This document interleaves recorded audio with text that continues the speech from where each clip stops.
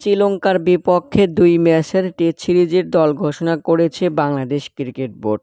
দলে ফিরেছে এবাদত হোসেন ও লিটন কুমার দাস। বাদ পড়ছে মাহমুদুল হাসান জয়।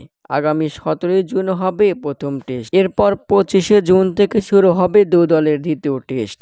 ১৩ই জুন শ্রীলঙ্কার উদ্দেশ্যে দেশ ছাড়বে টাইগাররা। টেস্ট দলের অধিনায়ক শান্তর মেয়াদ বাড়ল আরও ১ বছর। সহ অধিনায়ক হিসাবে আরও ১ বছর দায়িত্ব পালন করবেন মেহেদী হাসান মিরাজ। প্রিয় দর্শক, ১৬ জনের স্কোয়াডে থাকছে যারা: নাজমুল হোসেন শান্ত, এনামুল হক বিজয়, সাদমান ইসলাম, মুশফিকুর রহিম, মুমিনুল হক, লিটন কুমার দাস, মাহিদুল ইসলাম অঙ্কন, জাকির আলী অনিক, তাইজুল ইসলাম, মেহেদী হাসান মিরাজ, নাঈম হাসান, এবাদত হোসেন, হাসান মুরাদ, হাসান মাহমুদ, নাহিদ রানা ও খালেদ আহমেদ।